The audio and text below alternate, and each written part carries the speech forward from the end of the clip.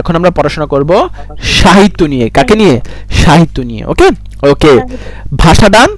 Now we have to focus on literature segment. Okay, দেখো খুবই important segment, এখান থেকে মেইনলি কোশ্চেনটা বেশি আসে। দেখো বাংলার টোটাল এখন পর্যন্ত যেই সাহিত্যের ইতিহাসটা আছে এটাকে আমরা তিনটা ভাগে ভাগ করেছি। কয়টা ভাগে? তিনটা ভাগে ভাগ করেছি। একটা হচ্ছে প্রাচীন যুগ, একটা কি? একটা হচ্ছে প্রাচীন যুগ। এই প্রাচীন যুগের সময়কাল ছিল বা সময়সীমা ছিল 650 থেকে 1200 খ্রিস্টাব্দ। এই এই দেখো বিউপিতে সাল কম আসে, কিন্তু যেগুলো একদমই সিগনিফিকেন্ট সাল সেগুলো মাস্ট মনে রাখতে হবে। এগুলো সেই সিগনিফিকেন্ট সাল। যেমন এটাও বিউপিতে অনেক বেশি ছিল যে প্রাচীন যুগের ব্যক্তিকাল কত, সবাই বলো তো কত ব্যক্তিকাল? বলো। 650 থেকে কি 1200 খ্রিস্টাব্দ, এটা হচ্ছে প্রাচীনকাল। এই ইয়েস। সেকেন্ড ফেজ মধ্যযুগ, তার ব্যক্তিকাল কত থেকে শুরু হয়েছে? 1201 থেকে 1800 খ্রিস্টাব্দ। 1201 থেকে 1800 খ্রিস্টাব্দ। Yes, and the final one যেখানে এখন আমরা যেখানে বিলং করছি, দিস ইজ অ্যাবাউট মডার্ন এরা, মানে কি আধুনিক যুগ। শুরু হয়েছে কবে? 1801 থেকে এই প্রেজেন্ট যে এরাটা আছে মানে বর্তমান সময়। একদম সহজ, সব একসাথে বলে ফেলি। বাংলা সাহিত্য যুগকে কয়টা ভাগে ডিভাইড করা হয়েছে? সব একসাথে বলি, লাউডলি বলি, বলো তো। তিনটা ভাগে। তিনটা কি কি সবাই বলে ফেলি? ইয়েস, প্রাচীন, মধ্য এবং আধুনিক। আচ্ছা, একটা ইনফরমেশন আবার জিজ্ঞেস করে দেখি মনে আছে কিনা। প্রাচীন যুগের ব্যক্তিকাল কত, যেহেতু এটা বিউপিতে এসেছিল, বলো। Yes, very good. এই তো দেখো কিভাবে আমরা ইন্টারেক্টিভ ক্লাস করি। তুমি একটু দেখো, তোমরা তোমার অজান্তেই তুমি রেসপন্স করছো। এটা তো first class, day by day আরো ইমপ্রুভমেন্ট আসবে তোমার মধ্যে, ঠিক আছে? ওকে, এখন আমাদের কি কাজ? এখন আমাদের কাজ হচ্ছে তিনটা যুগকে অনেক বেশি ডিটেইলিং করা, মানে অনেক ডিটেইলসে ডিসকাস করা। ফার্স্ট থিং ফার্স্ট, কে বলো তো সবার আগে কোন যুগটা ছিল? সবার আগে ছিল প্রাচীন যুগ। আমাকে বলো তো প্রাচীন যুগের ব্যক্তিকাল কি ছিল? বলো। 650 থেকে 1200। তার মানে প্রাচীন যুগ এখন আমরা পড়াশোনা করবো, ঠিক আছে? তার মানে এই প্রাচীন যুগে কি কি সাহিত্যিক কর্মকাণ্ড হয়েছে এগুলো আমরা পড়াশোনা করবো। আচ্ছা, তোমরা বলো তো এই পদ্য শব্দটা কি শুনেছো? পদ্য, পদ্য শব্দ শুনেছো তোমরা আগে? হ্যাঁ, পদ্য মানে কি? গল্প না কবিতা? বলো তো। পদ্য মানে হচ্ছে কবিতা, গান, ঠিক আছে? পদ্য মানে কি? পদ্য মানে হচ্ছে কবিতা, গান ইত্যাদি ইত্যাদি। বলে রাখি, দেখো মাথায় রাখবা, তিনটা সাহিত্যিক যুগের মধ্যে প্রাচীন যুগ এবং মধ্যযুগে কোনো ধরনের গদ্য ছিল না। কি ছিল না? গদ্য ছিল না। প্রাচীন এবং মধ্যযুগে সবকিছুই পদ্য নির্ভর ছিল, মানে কবিতা, গান, ছড়া এইগুলো ভিত্তিক ছিল। ক্লিয়ার? এটা একটা কি কনসেপ্ট, ঠিক আছে? আচ্ছা, তার মানে প্রাচীন যুগে বাংলা সাহিত্যের রূপটা কি ছিল? গদ্য না পদ্য? অলরেডি জেনে গিয়েছে, বলো তো। পদ্য। দেখো এখন আমাদের এখন এই আধুনিক যুগে কত হাজার হাজার সাহিত্য চর্চা হচ্ছে, তাই না? কিন্তু প্রাচীন যুগে আমরা আবিষ্কার করতে পেরেছি এবং সর্বজন স্বীকৃত সাহিত্যিক নিদর্শন বা একমাত্র সার্থক সাহিত্যিক নিদর্শনের নাম হচ্ছে চর্যাপদ। কি বলতো? চর্যাপদ। কি? চর্যাপদ। কি বলেছি সব একসাথে বলি আমরা, এই শব্দটা আমরা আগে শুনেছি, চর্যাপদ। ওকে, এই চর্যাপদটা হচ্ছে প্রাচীন যুগের একমাত্র নিদর্শন। এই চর্যাপদ এখন পড়াশোনা করতে হবে। আসলে চর্যাপদটা কি? দেখো প্রাচীন যুগে মধ্যযুগে আসলে মানুষ অনেক বেশি ধর্ম প্রিয় ছিল। কি ছিল বলতো? ধর্মপ্রিয় ছিল। কি ছিল? ধর্মপ্রিয় ছিল। তো তারা আসলে ওই তাদের নিজস্ব স্রষ্টা বা সৃষ্টিকর্তা যারা ছিলেন বা যাদেরকে মানতেন তাদের ভক্তি, শ্রদ্ধা বা তাদের গুণ কীর্তি এগুলো প্রকাশ করার জন্য নানা ধরনের কি করতেন বলতো? সাহিত্য চর্চা করতেন, ঠিক আছে? তো ওই ধরনের একটা সাহিত্য হচ্ছে কি বলতো? ওই ধরনের একটা সাহিত্য হচ্ছে চর্যাপদ। ওইটাই কি বলতো? চর্যাপদ। আমরা এটাকে একটু ফর্মালি ডিফাইন করি। একটা বোর্ড লাইন লিখেছি, দেখো চর্যাপদটা আসলে কি? What is Charyapada? দেখো চর্যাপদ হচ্ছে বৌদ্ধ সহজিয়া সিদ্ধাচার্যদের রচিত। এখন কত হলো এই এত কঠিন টার্ম, তাই না? আমরা কঠিন, দ্যার ইজ নাথিং কল কঠিন টু আস। ওকে, কঠিন বলতে আমাদের ডিকশনারিতে কিছু থাকবে না। ওকে, বলে রাখি, দেখো সহজিয়া সিদ্ধাচার্য মানে হচ্ছে যারা সন্ন্যাসী, ধর্ম সন্ন্যাসী। কি বলেছে বলো তো? যারা ধর্ম সন্ন্যাসী মানে ধর্মকর্ম নিয়ে ব্যস্ত থাকে তাদেরকে আমরা কি বলছি? সহজে সিদ্ধাচার্য। কোন ধর্মের? বৌদ্ধ ধর্মের। কোন ধর্মের? বৌদ্ধ, ঠিক আছে? তার মানে বৌদ্ধ সহজিয়া সিদ্ধাচার্যরা কি করেছেন? এই চর্যাপদটা রচনা করেছেন। এটি তাদের সাধন ভজন সঙ্গীত ছিল। সাধন ভজন সঙ্গীত মানে হচ্ছে স্রষ্টার সান্নিধ্য লাভের জন্য কি করা হয়? যে গানগুলো, যে ছড়াগুলো গাওয়া হয় সেগুলোই কি? সেগুলি হচ্ছে সাধন ভজন সঙ্গীত। ক্লিয়ার? তার মানে চর্যাপদ কি, সবাই এই স্লাইডটা দেখে দেখে আমরা একবার বলি চর্যাপদ কি, সবাই একসাথে বলি, সবাই একটু রিকল করো চর্যাপদটা কি।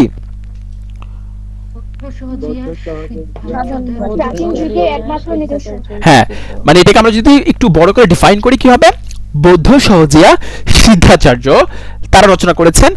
এটা কি ছিল? এটা ছিল তাদের সাধন ভজন সঙ্গীত। ইয়েস, এখন আমরা আরেকটু ডিটেইলিং করি। আসলে এই চর্যাপদ রচনাকাল কত, এইটা নিয়ে একটা ডিবেট আছে।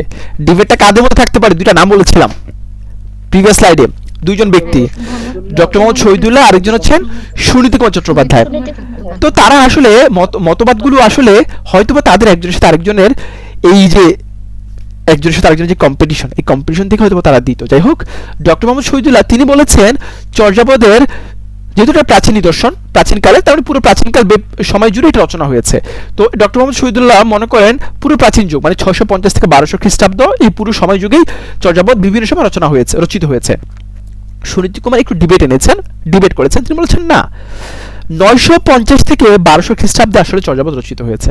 এখন যে কোয়েশ্চেন করা হয় তোমাকে পরীক্ষা হলে বলে যে চর্যাপদ রচনাকাল কত, দুইটা অপশন পেলাম, 950 টু 1200 আর 650 টু 1200, তোমার আনসারটা কি হবে? জাস্ট তোমার বলো তো। না, অপশন দুইটা না, অপশন একটা চুজ করতে হবে। কি হবে, তুমি কি করতে বলো তো? 650 টু 1200। Yes, 650 two 1200। 650 টু 1200 কেন?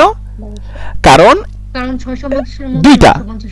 দুইটা কারণ হচ্ছে, হ্যাঁ, এই যে একটা কথা বলেছ না যে 650 থেকে 1200 মধ্যে 950 থেকে 1200 আছে, ইউ আর সো ট্যালেন্টেড, মানে ওর কিন্তু ট্যালেন্ট খুব ভালো বোঝা গিয়েছে, মানে ওই প্রেজেন্স অফ মাইন্ড খুব ভালো। এটা একটা রিজন, হ্যাঁ, যে এভাবে অ্যানালিটিক্যালি আনসার করতে হয়। আসলে এক্সাম হলে সবকিছু হুবহু পাওয়া যায় না। তোমাদের যেই ভাইরা বলবে তার বই পড়লে 100% কমন পেয়ে যাবা, তাদেরকে জাস্ট গুড বাই বলে দিবা। এই ইউনিভার্সিটি অ্যাডমিশন টেস্টে 100% কমন কোনো বই থেকে আসে না, দরকার নাই। চান্স পাওয়ার জন্য তোমার 100% দরকার নাই। তো চান্স কিছু হুবহু কমন আসবে, কিছু যেভাবে ব্রেনস্টর্মিং করতে হবে তোমাকে, মানে নিজের ব্রেনটাকে ব্রেনিং করতে হবে, করে অপশন অ্যানালিসিস করে আনসার বের করতে হবে। জাস্ট একটু আগে একটা মেয়ে আনসার দিল না, তোমাদের নামগুলো আস্তে আস্তে মুখস্থ হবে, ঠিক আছে? এরকম এভাবে ব্রেনিং করতে হয়, ঠিক আছে? যাই হোক, 650 থেকে 1200 ফার্স্ট অফ অল কয়েকটা কারণ। একটা হচ্ছে শহীদুল্লাহ মতবাদকে প্রায়োরিটি বেশি দেওয়া হয়, এটা একটা রিজন। সেকেন্ড রিজন ইজ পুরো প্রাচীনকালই 650 থেকে 1200। And the third reason is এই যে কিছুক্ষণ আগে তোমরা বলেছো 950 থেকে 1200 কার মধ্যে বিলং করে?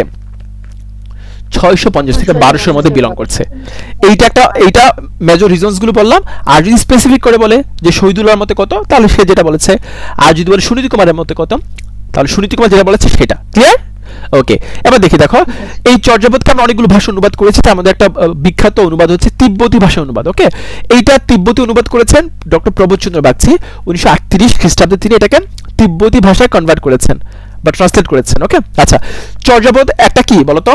একটা গদ্য বা পদ্য সংকলন। সংকলন মানে কি?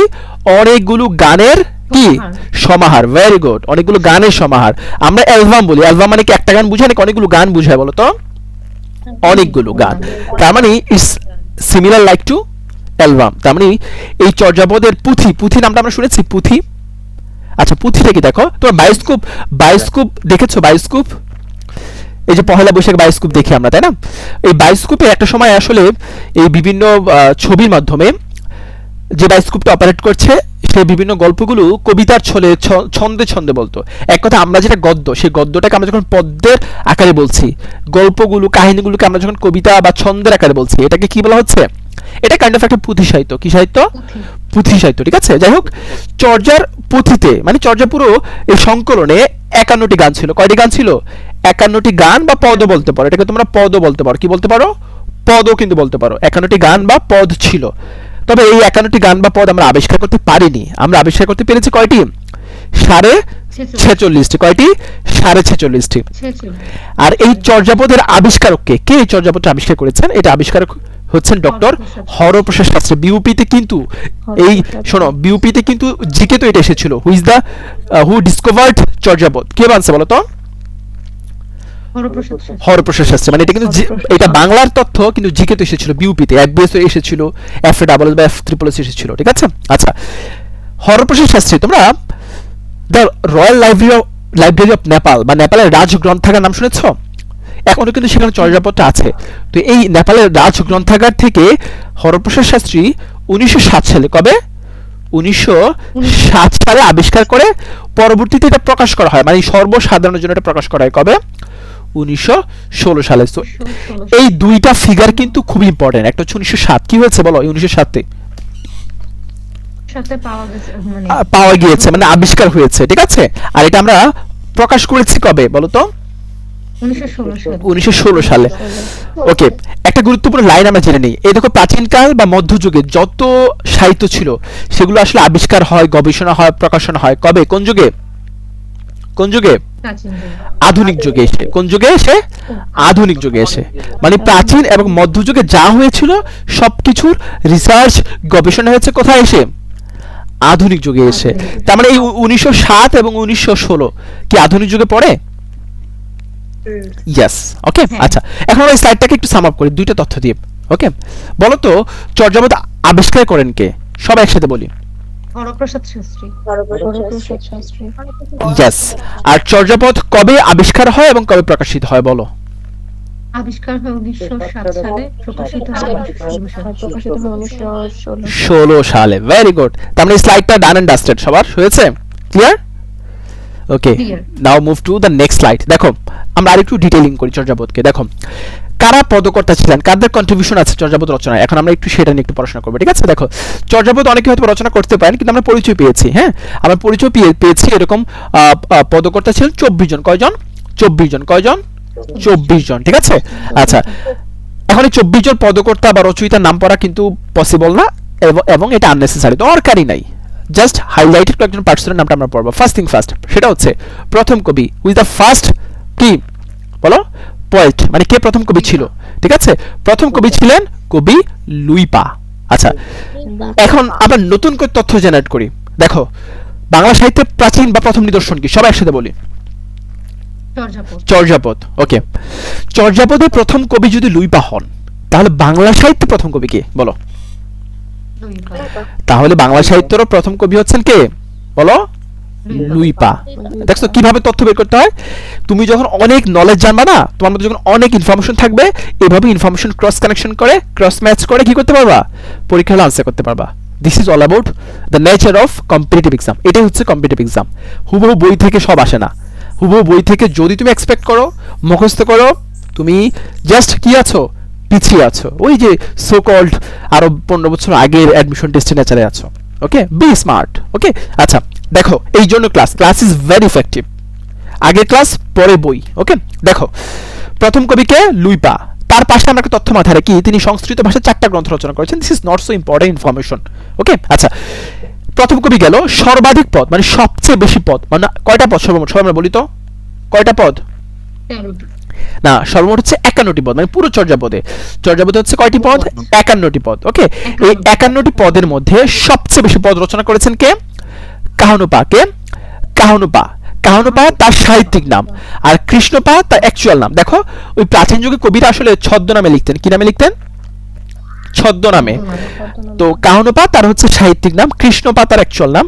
তিনি সর্বাধিক কয়টা পদ রচনা করেন? সর্বাধিক 13টি পদ রচনা করেন। কয়টি? 13টি, মানে 51টির মধ্যে 13টি পদ রচনা করেন। দুইটা কবির নাম জানলাম, একটা হচ্ছে প্রথম, একটা হচ্ছে সর্বাধিক পদ রচয়িতা। এবার আমরা চলে যাব সংখ্যার বিচারে দ্বিতীয় কে ছিলেন? দ্বিতীয় কে ছিলেন? ভূসুকুপা। কে ছিলেন? ভূসুকুপা। তিনি 8টি পদ রচনা করেন। দেখো, উচ্চারণ ভেদে বিভিন্ন বই বিভিন্ন নাম পাবা এগুলো, বাট এগুলো যেহেতু আমাদের এই উচ্চারণ ভেদে আলাদা হয় কিন্তু নামগুলো, তবে অন্য ব্যাপার, একটু অন্য খুবই স্লাইটলি ডিফারেন্ট ভাবে উচ্চারণ করা হয়েছে, বাট একই, ঠিক আছে। আচ্ছা, তার প্রকৃত নাম হচ্ছে শান্তিদেব। ওকে, অ্যান্ড আরেকটা সিগনিফিকেন্ট তথ্য, শ্রেষ্ঠ মানে সবচেয়ে গ্রেটেস্ট কে? সবচেয়ে শ্রেষ্ঠ পদ রচয়িতাকে? শবরূপাকে। শবরূপা। তার মানে আমরা 4টা নাম পড়েছি, আরেকটা নাম পড়বো, 5টা নাম হবে, 5টার মধ্যে 3টা নাম মনে রাখবো। লাস্ট নাম নরিডম্বি। তার কোনো পদ খুঁজে পাওয়া যায়নি, মানে তিনি অনুমান করা হয় তিনি হয়তো বা কোনো স্পেসিফিক পদ রচনা করেছেন, কিন্তু স্পেসিফিকলি কয়টা পদ বা কোনটা পদ, কোন পদটা, এটা আমরা খুঁজে পাইনি। তার মানে তার কোনো পদ পাওয়া যায়নি। তার মানে আমরা টোটাল কয়টা নাম পড়েছি এখন পর্যন্ত বলো তো? 5টা। কয়টা? 5টা। ওকে, আচ্ছা, দেখো, 5টা নামের মধ্যে আমরা 3টা ব্যক্তিকে মনে রাখবো। 3টা ব্যক্তি, আমি তথ্য বলবো, তোমার নামগুলো বলবা। প্রথম কবিকে সবাই একসাথে বলো। লুইপা। লুইপা। সেকেন্ড নাম? সবচেয়ে বেশি পদ রচনা করেছেন কে? সবাই বলো একসাথে। কাহনুপা বা Krishnapa. Okay, and the final name and final information, শ্রেষ্ঠ পদ রচয়িতাকে? সবরূপা। সবরূপা। তার মানে এই তিনটা মাস মনে রাখবা। এই তিনটাকে আজকে পর আমরা ভুলবো বলো তো? না, আচ্ছা, দ্যাটস ইট। আচ্ছা, বাংলা ভাষা অনেক সহজ মনে হয়, তাই না? আচ্ছা, বাংলা সহজ নাকি চাইনিজ সহজ বলো তো? বাংলা সহজ নাকি চাইনিজ সহজ? কি মনে হয়? বাংলা হচ্ছে তোমাদের বাংলা সহজ মনে হচ্ছে, কিন্তু আসলে বাংলা মানে আমরা বাই বোন বাংলাটাকে অ্যাডপ্ট করেছি, that's why Bangla seems like easy, but actually ওই পরিমাণ ইজি না। ঠিক আছে, বিদেশিদের কাছে বাংলা ঠিক তত পরিমাণে কঠিন লাগে, চাইনিজ আমাদের কাছে যেমন লাগে। ঠিক আছে, যাই হোক, বাংলা প্রাচীন একটা রূপ হচ্ছে চর্যাপদের ভাষা। তো চর্যাপদের ভাষা খুবই কঠিন ছিল, কিছু বোঝা যেত, কিছু বোঝা যেত না। তো এই কারণে চর্যাপদের ভাষাকে হরপ্রসাদ শাস্ত্রী তিনি নামকরণ করেছেন আলো আধারির ভাষা নামে। মানে যেহেতু দুর্বোধ্য ভাষা ছিল, বোঝা কঠিন ছিল, এই কারণে এটাকে বলা হতো আলো আধারির ভাষা, মানে ঝাপসা, কিছু বোঝা যেত, কিছু বোঝা যেত না। কে বলেছেন? হরপ্রসাদ শাস্ত্রী। ওকে, প্রসাদ শাস্ত্রী। আর ইন জেনারেলি চর্যাপদের ভাষাকে বলা হয় সান্ধ্য ভাষা। কি বলা হয়? সান্ধ্য ভাষা। কি বলা হবে? সান্ধ্য ভাষা। ওকে, আচ্ছা, তোমাদের কারো কাছ থেকে নয়েজ আসছে, একটু এই ব্যাপারে বারবার বলছি, একটু কেয়ারফুল থাকবে। ঠিক আছে, ক্লাস আমরা যখন করব একদমই ক্লাস এনভায়রনমেন্ট বজায় রেখে ক্লাস করব, বাসায় করো আর যাই করো। ঠিক আছে, একটা মজার বিষয় বলি, বিউপিতে কিন্তু অনলাইন ক্লাস করতে হয়, তখন কি করতে হয় জানো? ক্যামেরা অন রাখতে হয়, আর বিউপি তোমাদের আইডি কার্ড দিবে, সেটা আইডি কার্ড প্রেজেন্ট রাখতে হয়, তারপর বিউপি ক্লাস করতে হয়, অনলাইন ক্লাস। জানো, মানে অনলাইন হচ্ছে ক্লাস, কিন্তু প্রেজেন্টেবল থাকতে হয় ফিজিক্যাল ক্লাসের মতো বিউপির, মানে এতটা স্ট্রিক্ট এই বিষয়গুলো সম্পর্কে বিউপি। বুঝতে পেরেছো? তো এই বিষয়গুলো আমরা এখন শিখে ফেলবো, মানে আমরা যখন ক্লাস করবো প্রপার ক্লাস এনভায়রনমেন্ট বজায় রাখবো, কারণ ক্লাসটা মনোযোগ সহকারে দেখতে হবে। This is not like YouTube আর Facebook club, this is live interactive. So আমিও ইন্টারাকশন করব, আরেকজন বলছে তাকেও আমরা বলার সুযোগ দেবো। ঠিক আছে, তো আমরা ক্লাসে ঠিক আছে। কেয়ারফুল থাকবো যেন আমার ব্যাকগ্রাউন্ড থেকে কোনো এক্সট্রা নয়েজ না আসে, কারণ তোমাদের আমার কানে একটা বড় হেডফোন, তোমরা মনে করো তোমাদের ব্রেথিং সাউন্ড আমার কাছে আসে, জানো, মানে তোমরা যে কথা বলার সময় যে একটা ব্রেথিং সাউন্ড হয় না, এটা আমার কাছে আসে, মানে এতটা একুরেট সাউন্ড আমি শুনতে পাই। ঠিক আছে, তো একটু কেয়ারফুল থাকবো। ঠিক আছে, ওকে, আমরা এখান থেকে সব শিখবো। ওকে, আচ্ছা, দেখো, চর্যাপদের ভাষাকে আমরা বলি শান্ত ভাষা, এটা কিন্তু বিসিএস এসেছিল, বিউপিতে এসেছিল, আমি যখন পরীক্ষা দিয়েছিলাম এফএল বলে সেটা পেয়েছিলাম, যে চর্যাপদের ভাষাকে কি বলা হয়? সবাই একসাথে বলো তো, কি বলা হয়? সান্ধ্য ভাষা। সান্ধ্য ভাষা। ওকে, আচ্ছা, তোমরা যখন কলেজ লেভেলে ছিলা তখন টিকা পড়েছিলাম, মনে আছে? টিকা টিকা টিকা মানে কি? আচ্ছা, একজনকে মিউট করে ফেলেছিলাম, সে কথা বলতে পারছে না, তাকে আমি আনমিউট করে দিচ্ছি। আচ্ছা, টিকা মানে হচ্ছে, আমরা শব্দার্থ টিকার মধ্যে পার্থক্য করতে পারবো কি বলো তো? শব্দার্থ এবং টিকার মধ্যে বলো তো দেখি।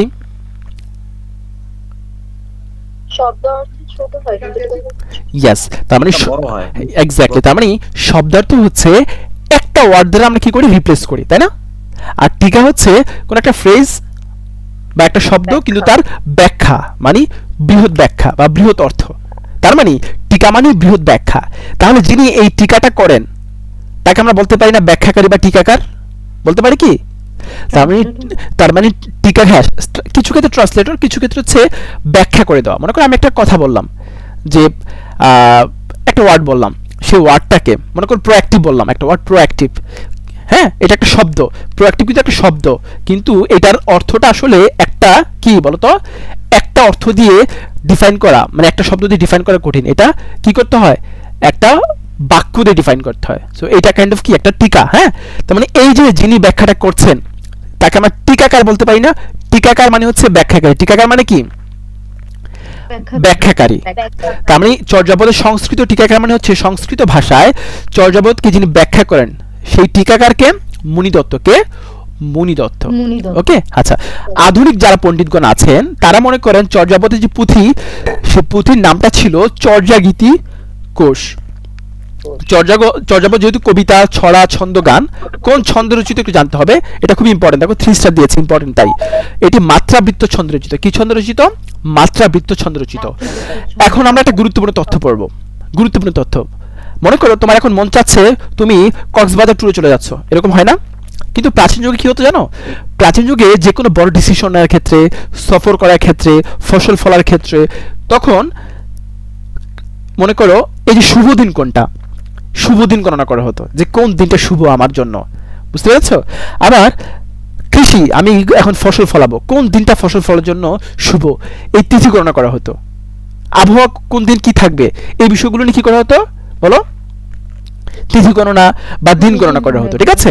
তো ওই সময়ে প্রাচীন যুগের আরেকটা সাহিত্যিক একটা ভাষণ ছিল যেটাকে বলা হয় ডাক ও খড়ার বচন। কি বলা হয়, এই যে দেখো লিখেছি এখানে, ডাক ও খনার বচন। এটা তোমাদের অনেক কাছে নতুন হতে পারে, বা এটা বিউপিতে এই গত সেশনের আগের সেশনে মানে 24-25 সেশনে এটা এসেছিল, ডাক ও খনার বচন। এইটা কি দেখো, আনুমানিক অষ্টম থেকে 1200 শতাব্দী, তার মানে এটা কোন যুগে পড়ে বলো তো, অষ্টম থেকে 1200 শতাব্দী, প্রাচীন যুগ, অষ্টম থেকে বলো, অষ্টম থেকে প্রাচীন যুগ, 1200 শতাব্দী হচ্ছে প্রাচীন যুগে পড়ে। ওকে, এই সময়ে এই সময়ের মানুষজন কৃষি, আবহাওয়া, তিথি গণনা, যাত্রা শুভ দিনক্ষণ, এই বিষয়গুলোর উপর ভিত্তি করে ছড়া বা গান চর্চা করত।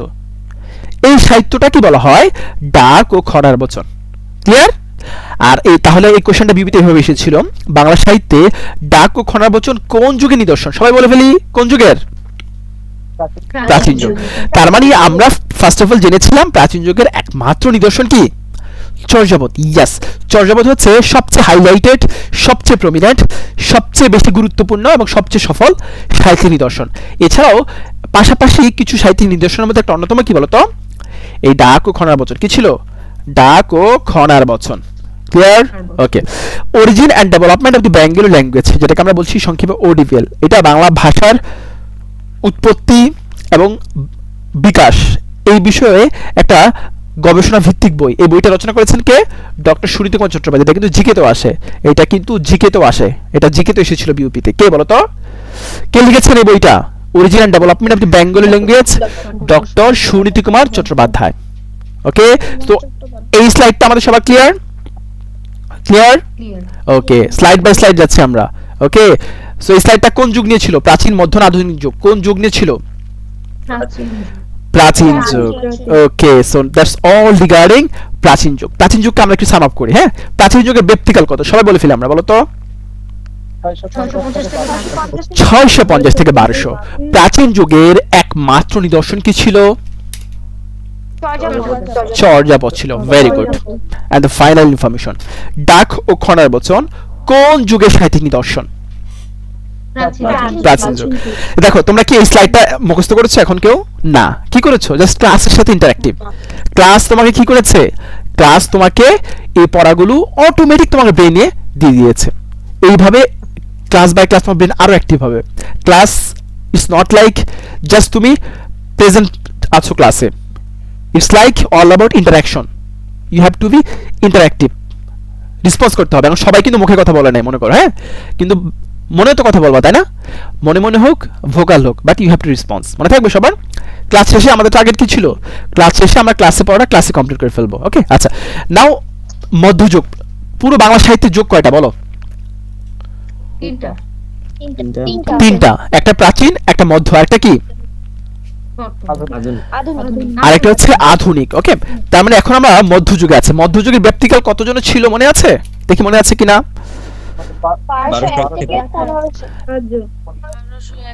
দেখি কার ব্রেন কত অ্যাক্টিভ। কেউ কাউকে কপি পেস্ট করবা না, বলো। ইয়েস, 1201 থেকে 1800। তোমরা এই যে প্রথম টার্মটা দেখেই কাহিনী এখানে কিচ্ছা এখানে খতম করে দিয়েছো, তাই না? না, এটা করা যাবে না, ঠিক আছে। কে কি করছে কপি পেস্ট করা যাবে না, আমি কি জানি সেটা আমি বলবো, ঠিক আছে। আচ্ছা, 1201 থেকে কি, 1201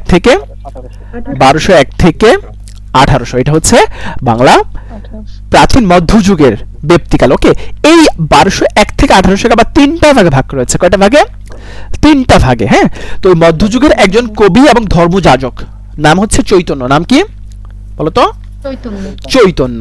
ওকে, নাম হচ্ছে চৈতন্য। তার পুরো নামটা হচ্ছে শ্রী চৈতন্য মহাপ্রভু। কি বলেছি, শ্রী চৈতন্য মহাপ্রভু। ওকে, আচ্ছা, এখন আমি এখানে একটা জিনিস লিখেছি, বলো তো এটা কি লিখেছি, কি লিখেছি বলো তো,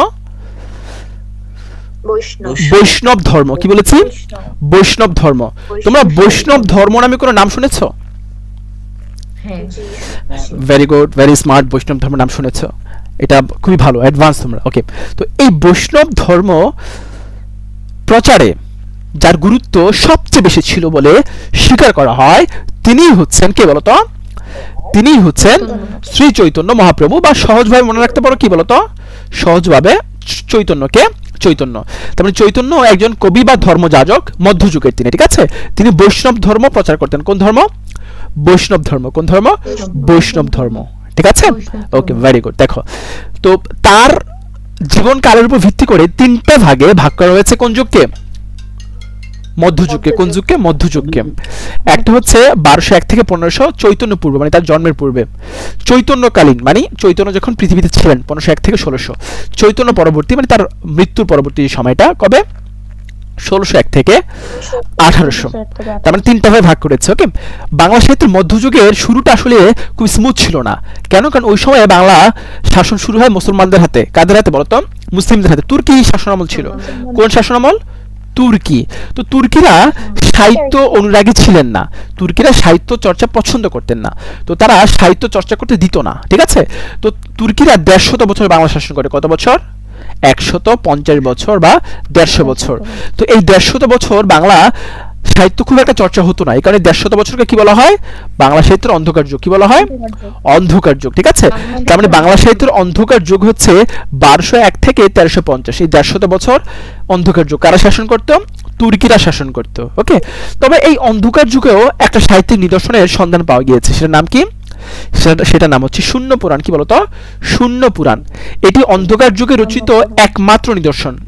যদি পরীক্ষায় কোয়েশ্চেন আসে বাংলা সাহিত্যের অন্ধকার যুগে নিদর্শন, অন্ধকার যুগে প্রকাশিত বা অন্ধকার যুগে পাওয়া একমাত্র সাহিত্যিক নিদর্শন কি হবে বলতো? শূন্য পুরাণ। এটা রচয়িতাকে?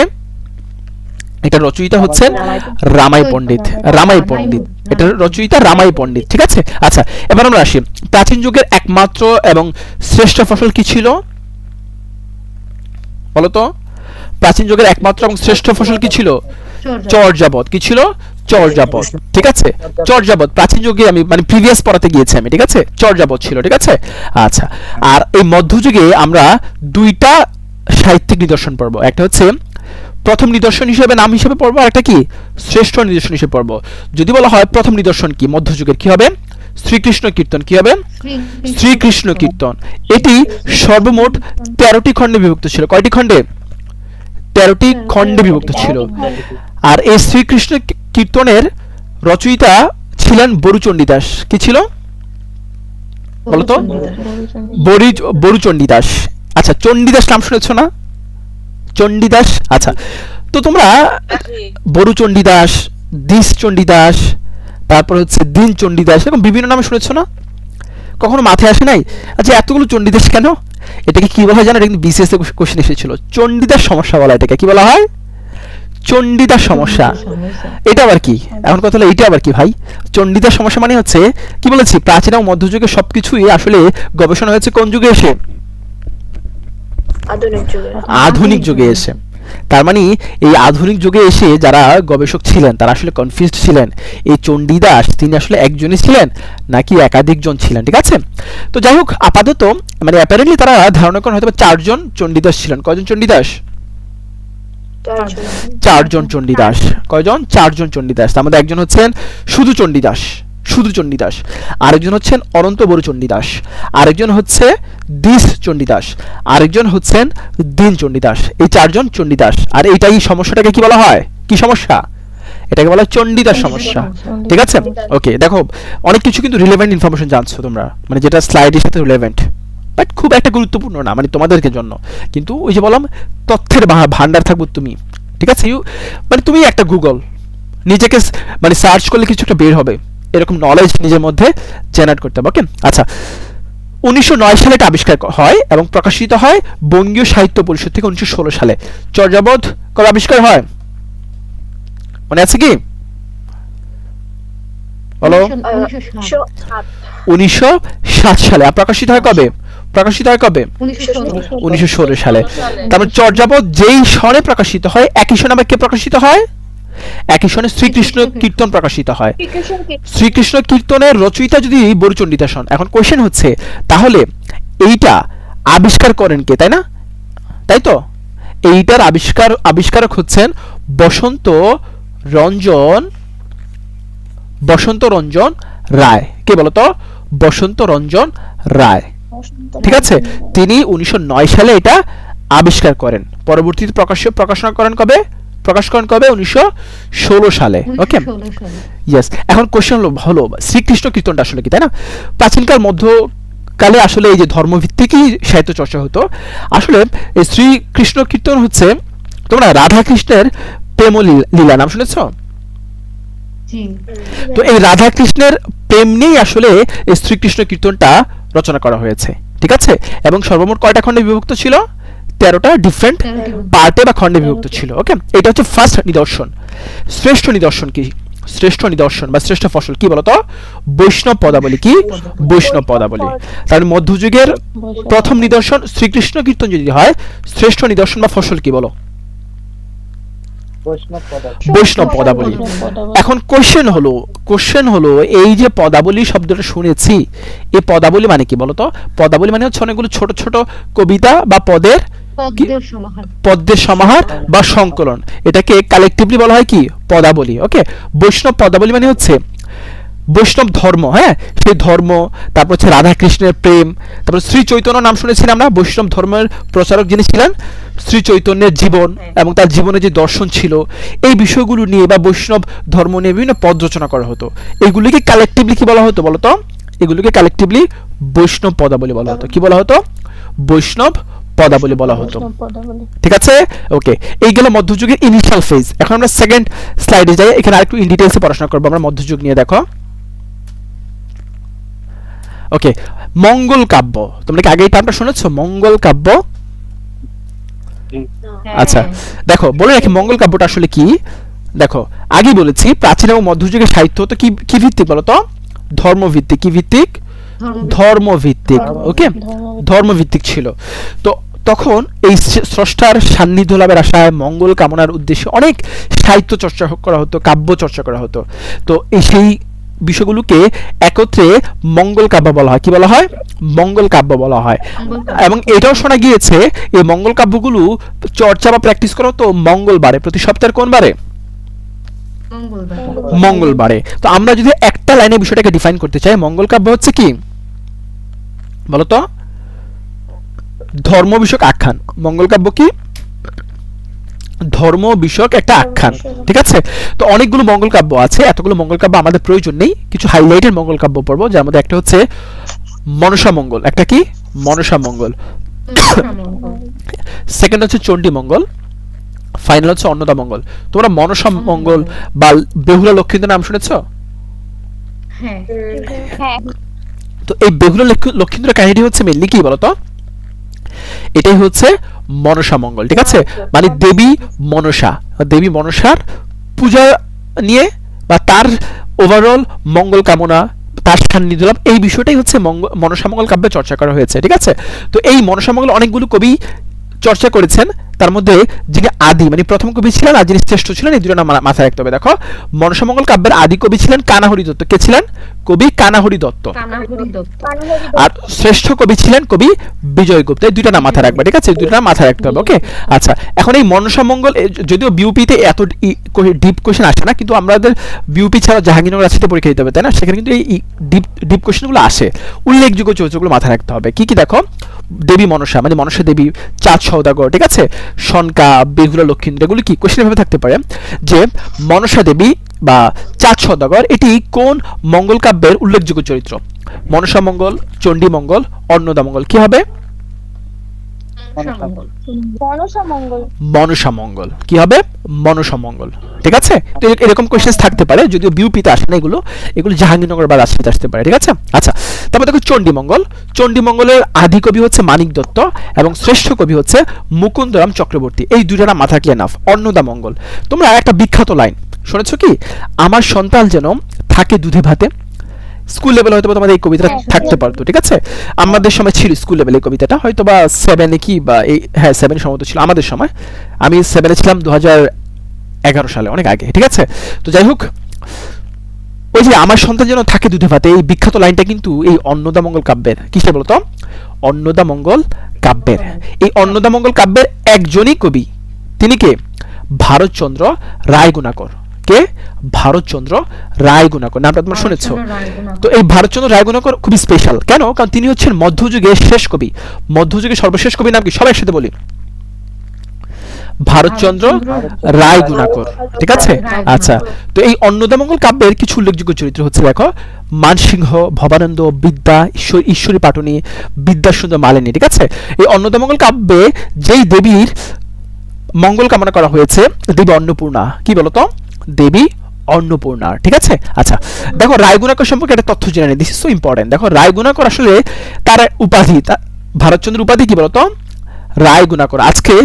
আজকে আমাদের কিছু টপিকস আছে, বিভিন্ন মানে নেক্সট ক্লাসে আছে, আজকেও আছে, ঠিক আছে, যে বিভিন্ন কবি সাহিত্যিকদের উপাধি বা ছদ্মনাম, সেখানে আমরা পড়বো এটা, ঠিক আছে? এখন আমরা জেনে নিলাম রায়গুণাকরের উপাধি কি কি হবে বলতো? সরি, ভারতচন্দ্রের উপাধি কি বলতো? ভারতচন্দ্র উপাধি হচ্ছে রায়গুণাকর। কে দিয়েছেন? দেখো, প্রাচীন যুগে এবং মধ্যযুগে, বিশেষ করে মধ্যযুগে কবিরা সভাভিত্তিক ছিল, বিভিন্ন রাজার সভাকবি ছিলেন। তো রায়গুণাকর রাজা কৃষ্ণচন্দ্র, কার? রাজা কৃষ্ণচন্দ্রের সভাকবি ছিলেন। তো রাজা কৃষ্ণচন্দ্র তাকে এই রায়গুণাকর উপাধিটা দেন, এবং তিনি কি? তিনি হচ্ছেন মধ্যযুগের সর্বশেষ কবি। মধ্যযুগের সর্বশেষ কবি কে বলতো? মধ্যযুগের সর্বশেষ কবি হচ্ছেন ভারতচন্দ্র রায়গুণাকর। ওকে, তো এই হচ্ছে মঙ্গল কাব্য, ধর্ম বিষয়ক আখ্যান।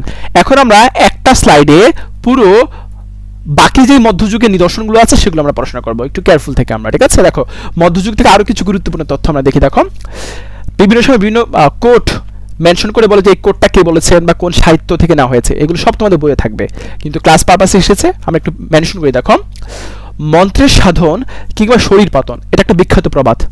ভারতচন্দ্রের অন্নদামঙ্গল কাব্যে দুইটা তথ্য পেয়েছে, পরীক্ষাতে কোশ্চেন আসে, মন্ত্রের সাধন কিংবা শরীর পাতন, ঠিক আছে? এই লাইনটি বা এই উক্তিটি কোন কাব্য থেকে নেওয়া হয়েছে বা কোন গ্রন্থ থেকে? কি হবে আনসার? অন্নদামঙ্গল কাব্য। কি হবে? অন্নদামঙ্গল কাব্যের। এবং এই উক্তিটি কার? এটা যদি বলা হয় তাহলে আনসার কি হবে? ভারতচন্দ্রের। কার? ভারতচন্দ্র। ভারতচন্দ্রের উপাধি কি বলতো? ভারতচন্দ্রের উপাধি কি বলতো? রায়গুণাকর। কি হবে? রায়গুণাকর। ভারতচন্দ্র উপাধি হচ্ছে রায়গুণাকর। ওকে, আচ্ছা, আমার সন্তান যেন থাকে দুধে ভাতে, এটি কোন গ্রন্থ থেকে নেওয়া হয়েছে? অন্নদামঙ্গল কাব্য। এটি কে বলেছেন বলতো? দেখি জানো কিনা, এটি বলেছেন, হ্যাঁ, এটা তো ভারতচন্দ্র রায় বলেছেন, কিন্তু কোন চরিত্র এই লাইনটা কোট করেছেন? ঈশ্বরী পাটনি। কে? ঈশ্বরী পাটনি। কে বলতো? ঈশ্বরী পাটনি। ওকে, বুঝতে পেরেছি আমরা? ইয়েস, ওকে। আচ্ছা, দেখো, প্রাচীন ভারতবর্ষে দুইটা বিখ্যাত মহাকাব্য ছিল, যেটাকে আমরা ইংলিশে কি বলি? এপিক। কি বলি? এপিক, মহাকাব্য, ঠিক আছে? মহাকাব্য, ঠিক আছে? একটা হচ্ছে রামায়ণ, একটা কি বলতো? একটা হচ্ছে রামায়ণ, আর একটা হচ্ছে কি? আর একটা হচ্ছে মহাভারত। একটা কি? রামায়ণ, আর একটা হচ্ছে মহাভারত। ওকে, ওকে। তো এই দুইটা হচ্ছে প্রাচীন সংস্কৃত ভাষায় রচিত দুইটা বিখ্যাত মহাকাব্য। কোন ভাষায় হয়েছে বলতো? কোন ভাষায়? কোন ভাষায় বলতো? সংস্কৃত ভাষায়। কোন ভাষায়? সংস্কৃত ভাষায়। আমি বিষয়টাকে একদমই ছোট করে দিচ্ছি। প্রাচীন সংস্কৃত ভাষায় রচিত দুইটা বিখ্যাত মহাকাব্য, একটা হচ্ছে রামায়ণ, আরেকটা কি? আরেকটা হচ্ছে মহাভারত। একটা রামায়ণ, একটা হচ্ছে মহাভারত, ঠিক আছে? তো রামায়ণের অনেকজন রচয়িতা আছেন, অনুবাদক আছেন, তার মধ্যে শ্রেষ্ঠ যে সেটা আমরা মাথায় রাখবো। দেখো, রামায়ণের মূল রচয়িতা মানে আদি রচয়িতা যে, তিনি কে? তিনি হচ্ছেন বাল্মীকি। তিনি কে? বাল্মীকি, ঠিক আছে? আর এই রামায়ণটা অনেক ভাষায় অনুবাদ করা হয়েছে, অনেক অনুবাদক মানে ট্রান্সলেটর আছেন, তার মধ্যে প্রথম এবং শ্রেষ্ঠ অনুবাদক তিনি হচ্ছেন কে? কৃত্তিবাস ওঝা। কি? কৃত্তিবাস ওঝা। ওকে, দিস ইজ অ্যাবাউট রামায়ণ। আরেকটা মহাকাব্যের নাম বলেছিলাম প্রাচীন সংস্কৃত ভাষায়, কি বলতো? মহাভারত। কি? মহাভারত।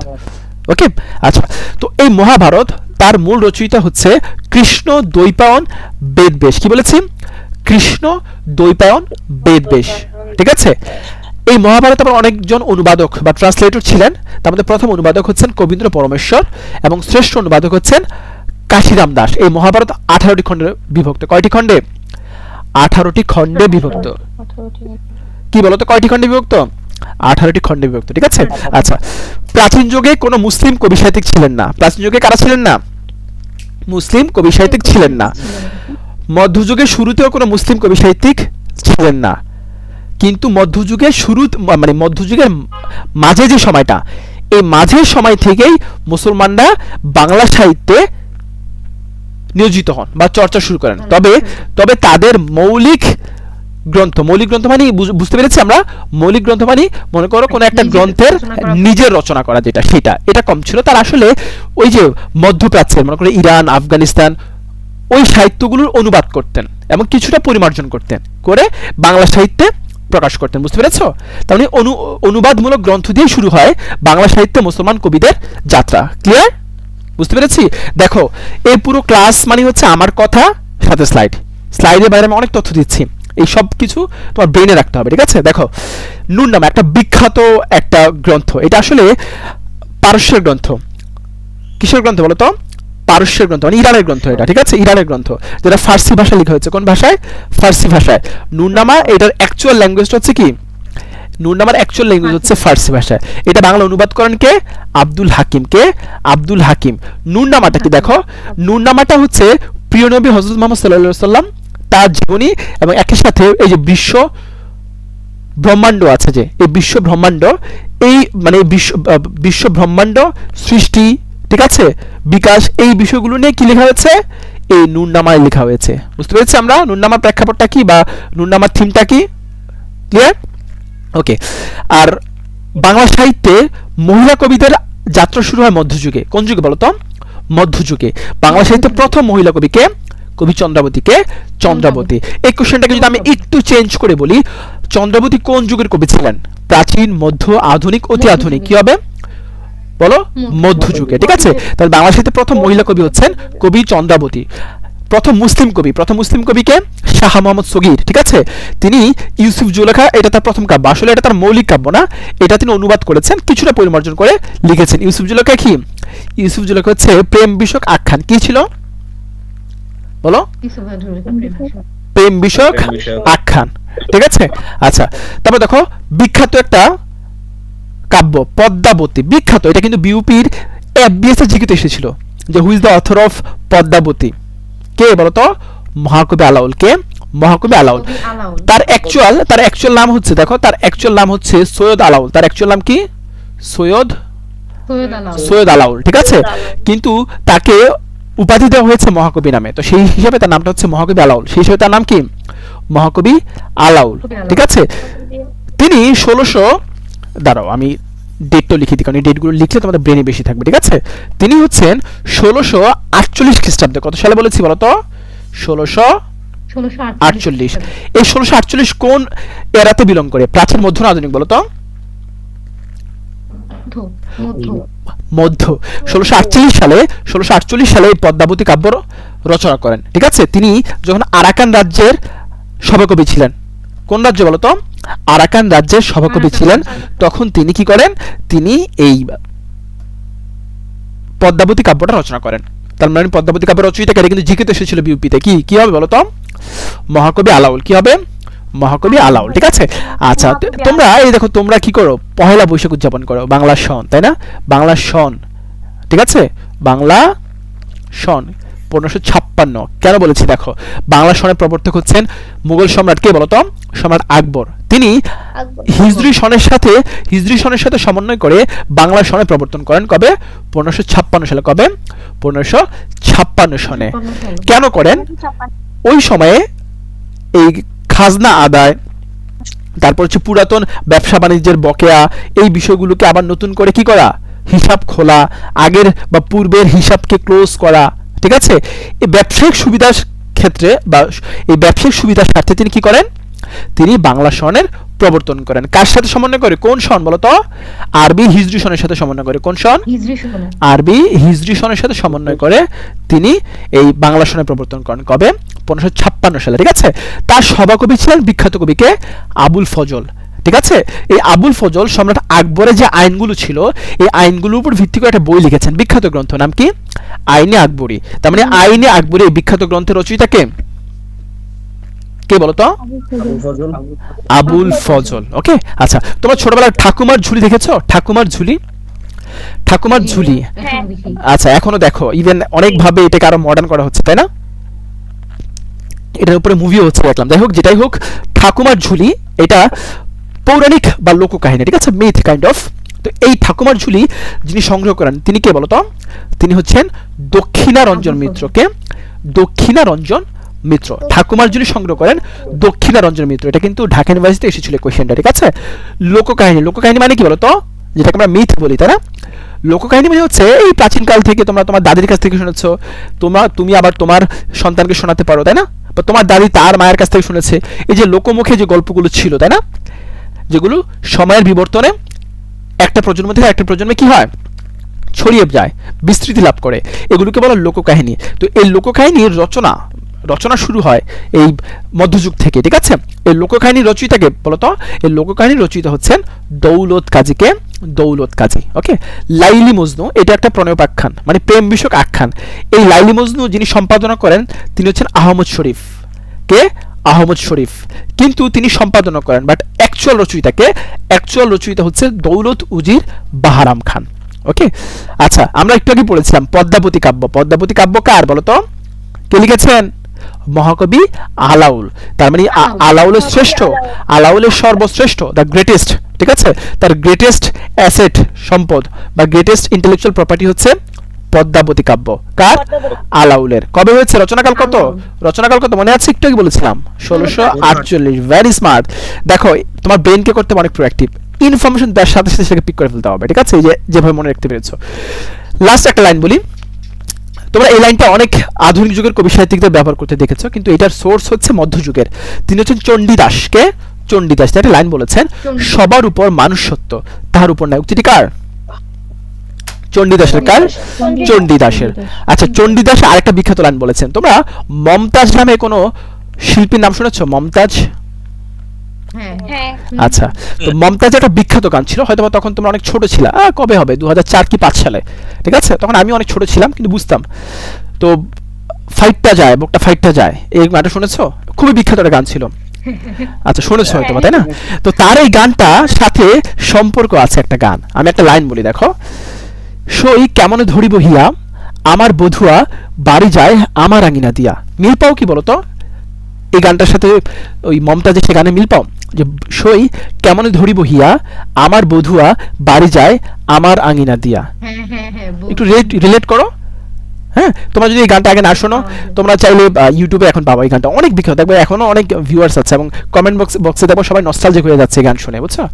আমরা তো আগের গান শুনে একটু নস্টালজিক হয়ে যায়, তাই না? তো এরকম বিষয়, ঠিক আছে।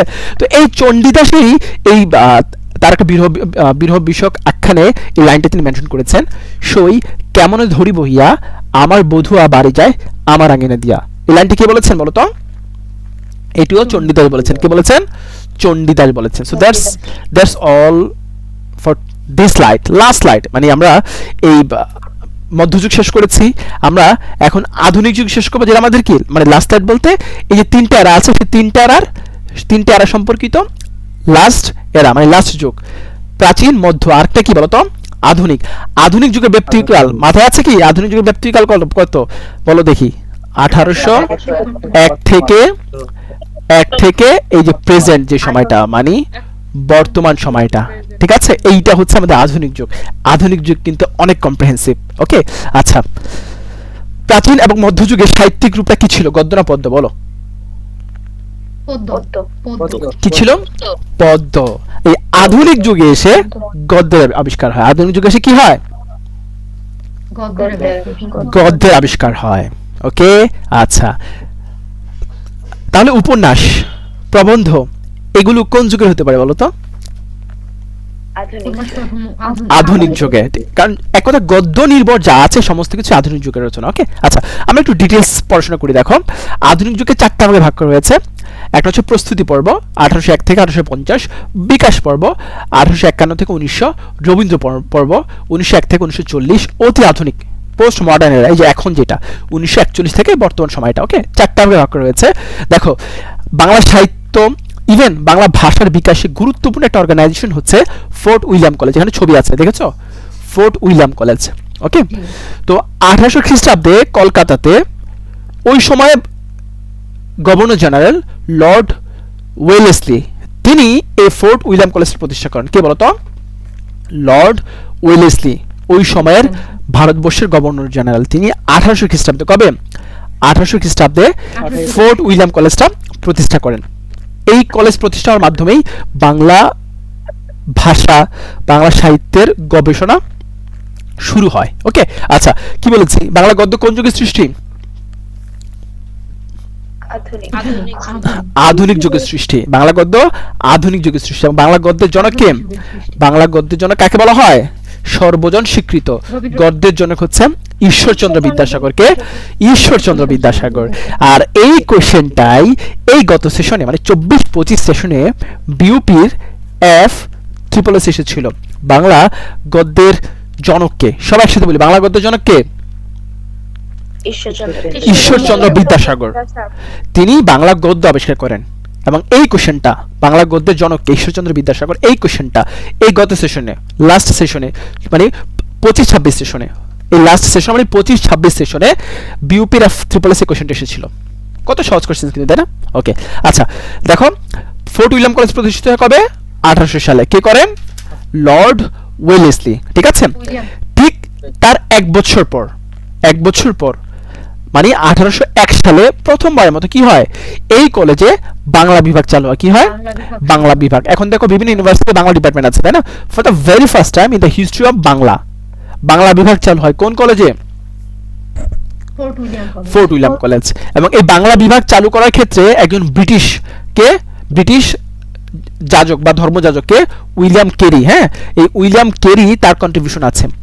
এবং তিনি একজন ব্রিটিশ হওয়ার পরেও তিনি কি ছিলেন বলতো? এই বাংলা বিভাগের কি বলতো? অধ্যক্ষ। কি ছিলেন? অধ্যক্ষ। ওকে, কৃপাশাস্ত্র অর্থবেদ, এইটা হচ্ছে বাংলা ভাষার একটা আদি গ্রন্থ, মানে অনেক প্রাচীন একটা গ্রন্থ। এটা কেন বিখ্যাত হয়েছে? বাংলা ভাষার সর্বপ্রথম গ্রন্থ হিসেবে মুদ্রিত হয়েছে এই বইটা। কি নাম, কি বলতো? কৃপাশাস্ত্র অর্থবেদ। এই তথ্য কিন্তু নোট করতে হবে, দেখো এই তথ্য কিন্তু স্লাইডে নাই, এটাই তোমাকে নোট করতে হবে যে সর্বপ্রথম মুদ্রিত বইয়ের নাম হচ্ছে কৃপাশাস্ত্রের অর্থবেদ। নাম কি? কৃপাশাস্ত্রের অর্থবেদ। ওকে, আর এটা রচয়িতাকে? এটা রচয়িতা হচ্ছে একজন পর্তুগিজ পাদ্রী, মানে যাজক, ধর্মযাজককে ম্যানুয়েল দ্য অ্যাসুমসাও। এই ম্যানুয়েল দ্য অ্যাসুমসাও নিয়ে আমরা নেক্সট স্লাইডে, মানে নেক্সট ক্লাসে পড়বো। জাস্ট আপাতত জেনে রাখি, ম্যানুয়েল দ্য অ্যাসুমসাও তিনি একজন পর্তুগিজ পাদ্রী বা নাগরিক বা ধর্মযাজক। তিনি এই কৃপাশাস্ত্র অর্থবেদ এটা রচনা করেন। এটা কেন বিখ্যাত? প্রথম বাংলা মুদ্রিত বই কি বলতো? বলো। কৃপাশাস্ত্রের অর্থবেদ। ওকে, আচ্ছা, এখন আমরা যে কবি সাহিত্যিক দিনে পড়াশোনা করবো, এগুলো এই নামগুলো তোমাদের পরিচিত। মাইকেল মধুসূদন দত্ত পড়েছো? মানে বাংলার আধুনিক যুগের একদমই প্রাথমিক সময়ে তার কন্ট্রিবিউশন অনেক। তিনি সার্থক নাটক আমাদের দিয়েছেন, ঠিক আছে, উপন্যাসকে আরো বেশি আমাদের কাছে বাস্তবায়ন করেছেন, নাটক বাস্তবায়ন করেছেন, ঠিক আছে, অনেক কন্ট্রিবিউশন আছে তার। সনেট দিয়েছেন, অনেক কিছু উপহার দিয়েছেন তিনি। তো আমরা মাইকেল মধুসূদনের পড়াশোনা করবো। দেখো এখন কিন্তু আমরা যে বর্তমান সাহিত্যে চলে এসেছি, কি বলেছি যে আমাদের আজকের ক্লাসটা হচ্ছে ওভারঅল লিটারেচার নিয়ে, প্রাচীন, মধ্য এবং আধুনিক। ওকে, দেখো বাংলা সাহিত্যে প্রথম সার্থক নাটক নাম কি? শর্মিষ্ঠা। এটা কিন্তু বিবিতে এসেছিল, শর্মিষ্ঠা। দেখো মধুসূদন অনেক নাটক রচনা করেছেন, অনেক উপন্যাস রচনা করেছেন, সবগুলো তো মনে রাখার দরকার নেই এবং টাফ। মনে রাখতে হয় কোনগুলো, যে সিগনিফিক্যান্ট যেগুলো, লাইক প্রথম কোনটা তার, শ্রেষ্ঠ কোনটা তার, বুঝতে পেরেছো? হ্যাঁ, বা বাংলা সাহিত্যে প্রথম কোনটা বা শ্রেষ্ঠ কোনটা। ওকে, বাংলা সাহিত্যে প্রথম সার্থক নাটক হচ্ছে শর্মিষ্ঠা। নাট্যকার কে বা রচয়িতা কে? মাইকেল মধুসূদন দত্ত। তার উল্লেখযোগ্য কিছু কাব্যগ্রন্থ আছে, দেখো, তিলোত্তমা সম্ভব কাব্য, বীরাঙ্গনা কাব্য, চতুষ্পদ বলি কবিতা, মেঘনাদ বধ কাব্য। বীরাঙ্গনা কাব্য এইটা কেন বিখ্যাত হবে? দেখো, এই বীরাঙ্গনা কাব্য প্রথম পত্র কাব্য। কি বলেছি বলো তো? এটি হচ্ছে বাংলা সাহিত্যে প্রথম পত্র কাব্য। তার মানে যদি পরীক্ষা কোশ্চেন আসে যে বাংলা সাহিত্যে প্রথম পত্র কাব্যের নাম কি, তোমরা কি বলবো? আনসারটা বলো তো, বলো। বীরাঙ্গনা কাব্য। এবং এই বীরাঙ্গনা কাব্যের কবি কে? মাইকেল মধুসূদন দত্ত।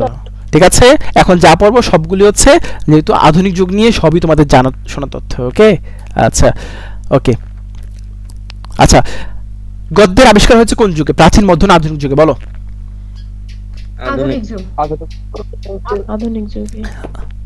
আধুনিক যুগে। ওকে, ফাইন।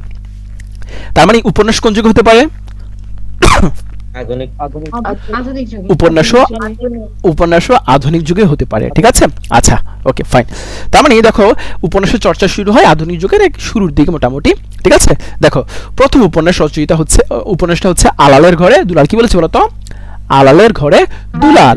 কিন্তু আনফরচুনেটলি এই আলালের ঘরে দুলালের রচনাকাল হচ্ছে তোমার, মানে এটা আসলে খণ্ড খণ্ড আকারে রচনা শুরু হয় আর কি, ঠিক আছে। তবে আনুমানিক 1858 খ্রিস্টাব্দে, ঠিক আছে, একটা গ্রন্থ আকারে, মানে গ্রন্থাকারে কি হয়, এটা প্রকাশিত হয় এই উপন্যাসটা, যেটা কি বাংলা সাহিত্যের প্রথম উপন্যাস। কিন্তু এটা আসলে সাকসেসফুল ছিল না, কি ছিল না, সফল ছিল না, ঠিক আছে। সার্থক বা সফল না হলেও এটাই কি প্রথম বাংলা উপন্যাস। রচয়িতাকে প্যারীচাঁদ মিত্র, আর তার ছদ্মনাম হচ্ছে টেকচাঁদ ঠাকুর। তার ছদ্মনাম কি টেকচাঁদ ঠাকুর, ঠিক আছে। আচ্ছা, এইটা হচ্ছে সার্থক না, কিন্তু প্রথম উপন্যাস কবে হয়? 1858 হয়। ওকে, আচ্ছা, ওকে। এবার দেখো, প্রথম সার্থক উপন্যাস। এই উপন্যাস সাহিত্যের সবচেয়ে বড় আঙিনা। উপন্যাস কি বলতো? সাহিত্যের সবচেয়ে বড় নিদর্শন বা আঙিনা হচ্ছে উপন্যাস, ঠিক আছে। তো এই উপন্যাস আবিষ্কার বাংলা সাহিত্যের জন্য একটা বিশাল অর্জন। বাংলা প্রথম সার্থক উপন্যাসের নাম কি? দুর্গেশ নন্দিনী। কি বলতো? দুর্গেশ নন্দিনী, ঠিক আছে। এই দুর্গেশ নন্দিনী 1865 খ্রিস্টাব্দে বঙ্কিমচন্দ্র চট্টোপাধ্যায় কি করেন বলো? রচনা করেন, প্রকাশ করেন। তার মানে দুর্গেশ নন্দিনীর ঔপন্যাসিক কে? বঙ্কিমচন্দ্র চট্টোপাধ্যায়। আর এই কারণে বঙ্কিমচন্দ্র চট্টোপাধ্যায়কে কি বলা হয়? বাংলা সাহিত্যের জনক কিংবা সাহিত্য সম্রাট বলা। কি বলা হয়? বাংলা সাহিত্যের জনক বা সাহিত্য সম্রাট বলা হয়। এই ছোট্ট একটা বিষয় থেকেই বিউপিতে এই গত সেশনই কোশ্চেন এসেছিল, মানে 25-26 সেশনে এই কোশ্চেনটা এসেছিল। প্রথম সার্থক ঔপন্যাসিককে এই 2025-26 সেশনে বিউপির F-SSS কোশ্চেনটা এসেছিল। বাংলা সাহিত্যে প্রথম সার্থক ঔপন্যাসিককে কি প্যারীচাঁদ মিত্র নাকি বঙ্কিমচন্দ্র চট্টোপাধ্যায়? বলে ফেলো। বঙ্কিমচন্দ্র চট্টোপাধ্যায়। তার মানে এই কোশ্চেনটা কি খুব কঠিন কোশ্চেন? একদমই না, একদমই সিম্পল, একদম সিম্পল। মানে একদমই বলতে গেলে ওই ইন্ট্রোডাকশন থাকে না, ইন্ট্রোডাকশন থেকে আসা তথ্য, ঠিক আছে। আচ্ছা, বঙ্কিমচন্দ্র চট্টোপাধ্যায় একটা বিখ্যাত নাম, তার একটা বিখ্যাত উক্তি আছে, সেটা হচ্ছে তুমি অধম তাই বলিয়া আমি উত্তম হইব না। এই বিখ্যাত উক্তিটি কে বলেছেন? বঙ্কিমচন্দ্র চট্টোপাধ্যায়, ঠিক আছে। এই লাইনটার সারমর্ম হচ্ছে যে তুমি হয়তোবা নীতিবর্জিত লোক, তোমার কোনো নীতি নাই, কিন্তু আমি কি তাই বলে আমার নীতি অনুসরণ করব না? ঠিক আছে। এই বিখ্যাত উক্তিটি কার? এই বিখ্যাত উক্তিটি হচ্ছে বঙ্কিমচন্দ্র চট্টোপাধ্যায়। এবং এই তথ্যটাই বা এই কোশ্চেনটাই বিউপিতে এই গত সেশনে, মানে 2025-26 সেশনে FASS কোশ্চেনটা এসেছিল যে তুমি অধম তাই বলে আমি উত্তম হইব না। এই উক্তিটি কার বলো তো সব একসাথে? বঙ্কিমচন্দ্র চট্টোপাধ্যায়। এটি এই 25-26 সেশন, মানে গত সেশনে বিউপির FASS এসেছিল। ওকে, আচ্ছা, এখন কথা হলো তাহলে এই লাইনটা কোথা থেকে নেওয়া হয়েছে? বঙ্কিমচন্দ্র একটা বিখ্যাত উপন্যাস আছে, নাম কি বলো তো, দেখি পারো কিনা বলো। কপালকুণ্ডলা থেকে এই লাইনটা নেওয়া হয়েছে। তার মানে এই তুমি অধম তাই বলে আমি উত্তম হইব না কেন, এই উক্তিটি কোন উপন্যাসের বলো তো? কপালকুণ্ডলা। সবাই একসাথে বলি, কোন উপন্যাস? কপালকুণ্ডলা। ওকে, আচ্ছা, দেখো বলে রাখি কাজী নজরুল এবং রবীন্দ্রনাথ এই দুইটা বিখ্যাত নাম, এখান থেকে বিউপিতে কোশ্চেন আসবেই। তো আমরা আজকে কিছু পড়বো, এছাড়াও কাজী নজরুল এবং রবীন্দ্রনাথকে নিয়ে আমাদের আলাদা ডেডিকেটেড ক্লাস আছে, মানে ওই ক্লাসের টপিক আকারে আমরা কাজী নজরুল এবং রবীন্দ্রনাথকে আরো বিস্তারিত পড়বো। এখন জাস্ট কয়েকটা ইনফরমেশন পড়বো তাদের নিয়ে, ঠিক আছে। দেখো, মৃত্যুক্ষুধা এটা তো একটা বিখ্যাত গল্প এবং উপন্যাস, ঠিক আছে। তো মৃত্যুক্ষুধা রচয়িতা কি বলতো? কাজী নজরুল ইসলাম। ওকে, কাজী নজরুল ইসলামের আরেকটা বিখ্যাত লেখা হচ্ছে রাজবন্দী জবানবন্দি। এই রাজবন্দী জবানবন্দি কার লেখা? কাজী নজরুল ইসলাম। এই কোশ্চেনটা, এই যে রাজবন্দী জবানবন্দি, এই কোশ্চেনটাও কিন্তু এই গত সেশনই, মানে 25-26 সেশনে বিউপির F-SSS এসেছিল। F-SSS আসা কোশ্চেন এটা, যে রাজবন্দী জবানবন্দির লেখক কে বা কার লেখা, কার বলো তো? কাজী নজরুল ইসলাম। এই গত সেশনে F-SSS কোশ্চেনটা এসেছিল, ঠিক আছে। এটা প্রেক্ষাপটটা কি আসলে? দেখো, এটা একটা বিখ্যাত বা একটা ঐতিহাসিক একটা তার জবানি। এটা কি, এটা প্রেক্ষাপটটা কি? দেখো, 1923 সালে ধূমকেতু পত্রিকার সম্পাদক কে বলতো? ধূমকেতু কাজী নজরুল ইসলাম, ঠিক আছে। তো এই ধূমকেতু পত্রিকা 1922 সালে একবার অল্প সময়ের জন্য ব্যান হয়েছিল, ব্রিটিশ সরকার ব্যান করেছিল, নিষিদ্ধ করেছিল। পরবর্তীতে 1923 সালে এই ধূমকেতুতে আনন্দময়ীর আগমনে নামে একটা কি করে বলতো, এটা কি কবিতা, এই কবিতাটা রচনার কারণে কি হয়, পরবর্তীতে ফাইনালি 1923 সালে এই ধূমকেতু পত্রিকাটা ব্যান করা হয়, মানে নিষিদ্ধ করা হয়। এবং কাকে জেলে পড়া হয়, জেলানো হয় কাকে, কাজী নজরুল ইসলামকে কারাবন্দী করা হয়। তো এই কারাবন্দী থাকার সময়ে তিনি তার জবানিতে এই লেখাটা লিখেছেন, যার নাম কি বলতো, রাজবন্দির জবানবন্দি। তার মানে এটা কবে হয়েছে তাহলে, 1923 সালে। কবে বলতো, 1923 সালে জেলে থাকাকালীন সময়ে তিনি জবানিটা লিখেছেন। এটা এখন একটা ঐতিহাসিক লেখা হয়ে গেছে। ওকে, প্রাগৈতিহাসিক, এটি মানিক বন্দ্যোপাধ্যায়ের একটা বিখ্যাত ছোট গল্প। ওকে, তার আরো কিছু বিখ্যাত উপন্যাস আছে, খুবই গুরুত্বপূর্ণ উপন্যাসগুলো মাথায় রাখবা। পদ্মা নদীর মাঝি ঔপন্যাসিক কে বলতো, মানিক বন্দ্যোপাধ্যায়। মানিক বন্দ্যোপাধ্যায়, ঠিক আছে। আচ্ছা, দিবারাত্রি কাব্য ঔপন্যাসিক কে, মানিক বন্দ্যোপাধ্যায়। জননী, জননী উপন্যাসের ঔপন্যাসিক কে, মানিক বন্দ্যোপাধ্যায়। পুতুল নাচের ইতিকথা, পুতুল নাচের ইতিকথা মানিক বন্দ্যোপাধ্যায়। চাট্টোপন্যাস, চাট্টোপন্যাস সবাই আমার সাথে সাথে বলো কি কি, পদ্মা নদীর মাঝি বলো, হ্যাঁ ইতিকথা। তার মানে যেহেতু মানিক বন্দ্যোপাধ্যায় একটা ফেমাস ক্যারেক্টার, তার বিখ্যাত কয়েকটা উপন্যাসের মধ্যে একটা হচ্ছে পদ্মা নদীর মাঝি, দিবারাত্রি কাব্য, জননী, পুতুল নাচের ইতিকথা, এগুলো একটু মাথায় রাখতে হবে, ঠিক আছে। আচ্ছা, তারপর দেখো শহীদ মুনীর চৌধুরী, নামটা শুনেছো তোমরা? বলো তো বাংলাদেশে মুক্তি বুদ্ধিজীবী দিবস কবে? 14 ডিসেম্বর, ঠিক আছে, 14 ডিসেম্বর। তো এই 14 ডিসেম্বর বুদ্ধিজীবীরা কি করেছিল, পাকিস্তান হানাদাররা চেয়েছিল এই বাংলাকে কি করবে, বুদ্ধিজীবীহীন করে ফেলবে, মেধাশূন্য করে ফেলবে। তো পরিকল্পিতভাবে 14 ডিসেম্বর বিভিন্ন বুদ্ধিজীবী, সাংবাদিক, সাহিত্যিক, শিক্ষক, ডাক্তার, বিভিন্ন পেশাজীবী, তাদেরকে কি করা হয়, গ্রেফতার করে হত্যা করা হয়। তো তাদের মধ্যে একজন বুদ্ধিজীবী কে বলতো, মুনীর চৌধুরী। কে? শহীদ মুনীর চৌধুরী, ঠিক আছে। তো এই কারণে তিনি বিখ্যাত একটা ক্যারেক্টার, তাকে একটু পড়াশোনা করতে হবে। তিনি একটা বিখ্যাত নাটক রচনা করেছিলেন, নাটকের নাম কি, মানুষ নাটক। কি মানুষ নাটক? এই মানুষ নাটকে তিনি ধর্মের উপরে মানুষ পরিচয়টাই বড় এবং এই অসাম্প্রদায়িকতা, এই উপজীব্যকে ভিত্তি করে তিনি এই মানুষ নাটকটা রচনা করেছেন। এটা কিন্তু বিউপিতে এসেছিল যে মানুষ নাটকের উপজীব্য কি, উপজীব্য কি বলতো, অসাম্প্রদায়িকতা। কি হবে, অসাম্প্রদায়িকতা, ঠিক আছে। এবং তিনি কিছু ঐতিহাসিক নাটক উপহার দিয়েছেন, যেমন দেখো রক্তাক্ত প্রান্তর, এটা কি, এটা হচ্ছে একটা ঐতিহাসিক নাটক, 1959 সালে প্রকাশিত হয়, ঠিক আছে। ভাষা আন্দোলন পটভূমিতে রচিত প্রথম নাটক হচ্ছে কি, কবর। ওকে, দেখো ভাষা আন্দোলন নিয়ে প্রথম রচিত নাটক হচ্ছে কি, কবর নাটক। না, তোমরা এই নাটকটার নাম শুনেছো, কবর। রচয়িতাকে মুনীর চৌধুরী। কবে রচিত হয়, 1953 সালে। তার মানে কবর নাটকটা কেন ফেমাস হয়েছে, কবর নাটকটা কেন ফেমাস হয়েছে, কারণ ভাষা আন্দোলনের পটভূমিতে বা ভাষা আন্দোলনের প্রেক্ষাপটে রচিত প্রথম নাটক কি বলতো, কবর। কবে প্রকাশিত হয় বা রচিত হয়, 1953 সালে। ওকে, আচ্ছা। তারপর একটা নাটক হচ্ছে, ঐতিহাসিক নাটক হচ্ছে রক্তাক্ত প্রান্ত, রচয়িতাকে মুনীর চৌধুরী। কে? মুনীর চৌধুরী, ঠিক আছে। যেহেতু ভাষা আন্দোলন নিয়ে বিখ্যাত বা প্রথম নাটক জেনেছি, তাহলে প্রথম কবিতা কি সেটাও জানতে হবে, তাই না? দেখো, ভাষা আন্দোলনের প্রথম প্রতিবাদী কবিতার নাম হচ্ছে কাঁদতে আসিনি, ফাঁসির দাবি নিয়ে এসেছি, মাহবুবুল আলম চৌধুরী, ঠিক আছে, এই কবিতার কবি। দেখো সব কবিতা পড়তে হবে না, কিন্তু ভাষা আন্দোলন ঘিরে প্রথম কবিতা, প্রথম নাটক কোনগুলো একটু মাথায় রাখার ট্রাই করতে হবে, ঠিক আছে। ভাষা আন্দোলনের প্রথম প্রতিবাদী কবিতা কি, কাঁদতে আসিনি, ফাঁসির দাবি নিয়ে এসেছি, রচয়িতাকে মাহবুবুল আলম চৌধুরী। আর এই ভাষা আন্দোলন ভিত্তিক প্রথম সংকলন, সংকলন মানে হচ্ছে অনেকগুলো সাহিত্যের কি কালেকটিভ একটা ফর্ম, ঠিক আছে। প্রথম সংকলন হচ্ছে কি, 21শে ফেব্রুয়ারি, রচয়িতাকে হাসান হাফিজুর রহমান। 21শে ফেব্রুয়ারি রচয়িতাকে হাসান হাফিজুর রহমান। আমাদের দুইটা অর্জন, একটা ভাষা আন্দোলন আর একটা হচ্ছে কি 71 মুক্তিযুদ্ধ। যেহেতু ভাষা আন্দোলনের প্রথম সাহিত্য নিয়ে পড়াশোনা করেছে, এখন কাকে নিয়ে পড়াশোনা করতে হবে, মুক্তিযুদ্ধকে নিয়ে। দেখো আমাদের সেকেন্ড ক্লাসেই আমাদের কোর্স আউটলাইন অনুযায়ী মুক্তিযুদ্ধ ভিত্তিক সকল সাহিত্য নিয়ে আমরা পড়াশোনা করব, ঠিক আছে।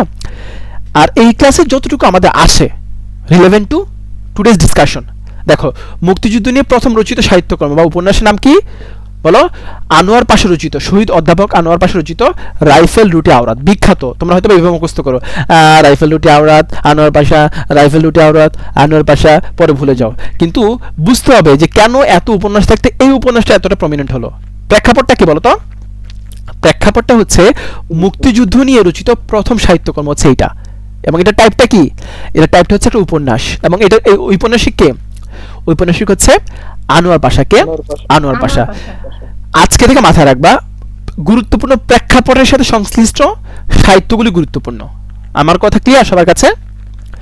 গুরুত্বপূর্ণ প্রেক্ষাপটের সাথে সংশ্লিষ্ট সাহিত্যগুলি গুরুত্বপূর্ণ। ওকে, আচ্ছা, মুক্তিযুদ্ধ ভিত্তিক প্রথম নাটক, ঠিক আছে, প্রথম উপন্যাস জানলাম, নাটক দেখি। দেখো প্রথম নাটক হচ্ছে কি, সৈয়দ শামসুল হকের পায়ের আওয়াজ পাওয়া যায়, এটাকে ধরা হয় আর কি যে এটাই প্রথম নাটক মুক্তিযুদ্ধ ভিত্তিক। নাট্যকারকে সৈয়দ শামসুল হক, এটা বিউপিতে আসছিল যে মুক্তিযুদ্ধ ভিত্তিক নাটক কোনটি, কোনটি বলতো? পায়ের আওয়াজ পাওয়া যায়। কি হবে? পায়ের আওয়াজ পাওয়া যায়। তার মানে এই স্লাইডটা আমাদের সবার কাছে ক্লিয়ার হয়েছে? জি ক্লিয়ার? ওকে, আমরা আরো কয়েকটা স্লাইড পড়বো আধুনিক যুগ নিয়ে। দেখো, ওকে, নেক্সট স্লাইড। দেখো চলিত রীতি, এই যে এখন দেখো আমরা উপন্যাস চর্চা করি, সাহিত্য চর্চা করি, গান চর্চা করি, কোন রীতিতে বলো তো? চলিত রীতিতে, ঠিক আছে। তো আমাদের চলিত রীতির বয়স কিন্তু খুব বেশি হয়নি। চলিত রীতি প্রতিষ্ঠায় সবার আগে একটা পত্রিকা অবদান রাখেন, মানে ওই পত্রিকায় প্রথমবার মতো চলিত রীতির চর্চা শুরু হয়। নাম কি পত্রিকার? সবুজ পত্র। কি? সবুজ পত্র। প্রমোদ চৌধুরী হচ্ছে এই পত্রিকার সম্পাদক। 1914 সালে তিনি এই পত্রিকা সম্পাদনা করেন, এবং এই পত্রিকার ভাষা কি ছিল? সাধু না চলিত? চলিত রীতি। তার মানে চলিত রীতির তাহলে পথ প্রদর্শক কাকে বলবো আমরা? প্রমোদ চৌধুরীকে। কাকে? প্রমোদ চৌধুরীকে। ওকে, আচ্ছা, আত্মাকে মধুর উপপুষ্ট করে তুলতে হবে, নইলে তা স্রষ্টার উপভোগের উপযুক্ত হবে না। এইটা তোমাদের পুরাতন সিলেবাসের একটা বিখ্যাত প্রবন্ধ, নাম হচ্ছে জীবন ও বৃক্ষ। কি বলেছে বলতো? জীবন ও বৃক্ষ। প্রতি বছর এই জীবন ও বৃক্ষ থেকে বিউপিতে কোশ্চেন আসে, ঠিক আছে? জীবন ও বৃক্ষ, জীবন ও বৃক্ষ।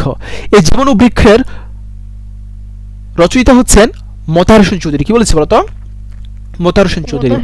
তো এই জীবন ও বৃক্ষের মধ্যে তিনি লাইনটা ব্যাখ্যা করেছেন যে আত্মাকে মধুর উপপুষ্ট করে গড়ে তুলতে হবে, নইলে তার স্রষ্টার উপভোগের উপযুক্ত হবে না। তো এই উক্তিটি কার বলতো? মোতাহার হোসেন চৌধুরীর। কোন প্রবন্ধে তিনি কথা বলেছেন বলতো? জীবন ও বৃক্ষে। কোন প্রবন্ধে? জীবন ও বৃক্ষে। আর এই জীবন ও বৃক্ষ এটি তার একটা বিখ্যাত গ্রন্থ, নাম হচ্ছে সংস্কৃত কথা। কি বলেছে বলতো? কি বলেছি? সংস্কৃত কথা। সংস্কৃত কথা। ওকে, এটি তার মৃত্যুর পর 1958 সালে এটি প্রকাশিত হয়। এই গ্রন্থের মধ্যেই এই জীবন ও বৃক্ষ এই গল্পটা ছিল। তার মানে সংস্কৃত কথা এই গ্রন্থের রচয়িতাকে বলো তো সবাই? মোতাহার হোসেন চৌধুরী। কে? মোতাহার হোসেন চৌধুরী। ওকে, এবং এটা প্রকাশিত হয় কবে?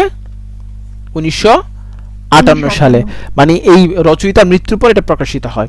ওকে, আচ্ছা, তারপর দেখো বুদ্ধির মুক্তি আন্দোলন ও মুসলিম সাহিত্য সমাজ গঠনের প্রত্যক্ষ ভূমিকা রাখেন আবুল ফজল। এটা বিউপিতে আসা কোয়েশ্চেন। ওকে, রেখাচিত্র, এই গত সেশনে কোয়েশ্চেনটা এসেছিল। রেখাচিত্র 2025-26 সেশনে বিউপির FA-SSA এই কোয়েশ্চেনটা এসেছিল। কোন ফ্যাকাল্টিতে বলো তো দেখি?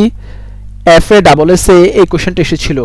রেখাচিত্র এটি কোন ধরনের রচনা? কোন ধরনের রচনা? এটি হচ্ছে একটা স্মৃতিকথা বা স্মৃতিচিত্র, আত্মজীবনী বলতে পারো, ঠিক আছে? রচয়িতা কে? আবুল ফজল। রচয়িতা কে? আবুল ফজল।